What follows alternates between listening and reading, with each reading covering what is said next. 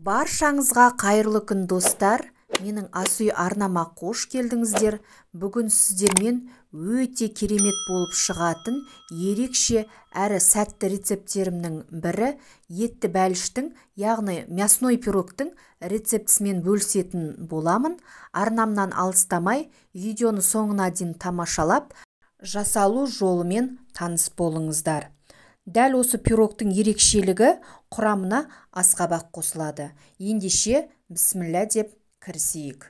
Бізге ең алдымен таза құрғақ ыдысымызға алдын ала дайындап алған сүтімізді құйып, дәл сүтіміздің үстіне қысқа толқынды пеште ерітіп алған сары майымызды, жұмыртқамызды, сонымен қатар дәміне қарай тұзымызды, 1 шай қасық қантымызды және де жарты ас қасық содамызды салып, венчигіміздің көмегімен жақсылап араластырып аламыз.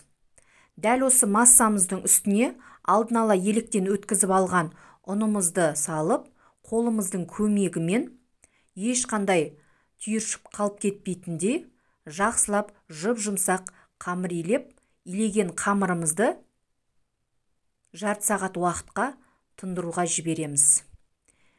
Келесі кезекте қамырымыз тынып дайын болғанша арасына салатын салмасына кірісеміз. Ол үшін бізге асқабақ, картоп және де пияз қажет болады. Видеода көріп отырғандарыңыздай, пиязымызды осылай майда көлемде біркелкі етіп турап аламыз. Сонымен қатар картопымызды да ұзынша көлемде оны да турап аламыз.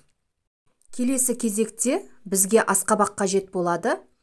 Асқабақты да өз қалауларыңызша 4 бұрышты немесе оны да ұзынша етіп турасаңыздар болады. Егер асқабақ ұнатпаған жағдайда қоспасаңыздар да болады. Міне, осылай барлығын турап алғаннан кейін келесі кезекте начинкаларын біріктіріп, араластырып аламыз. Міне, ең алдымен ыдысымызға алдын ала турап алған пиязымызды, картопымызды, сонымен қатар ірілеу көлемде турап алған етімізді және де асқабағымызды, дәміне қарай бұрышымызды, етіміз тұздалған болса, тұзды байқап қоссаңыздар, себебі біздің начинкамыз тұзды болып кетуі мүмкін. Міне осылай барлығын араластырып дайындап алдық.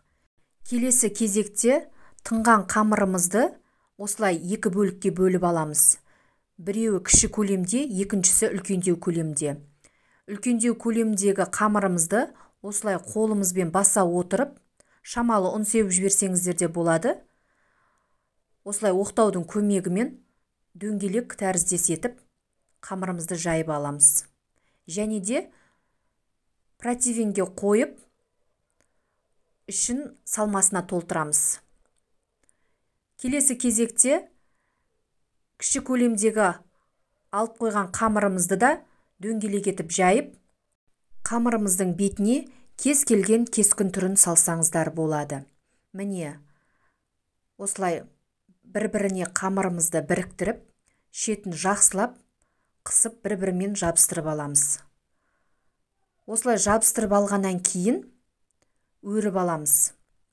Дәл видеода көріп отырғандарыңыздай, қолымыздың көмегімен осылай ішкі жағына қарай басып, шеттерін жабыстырып біріктіріп алдық.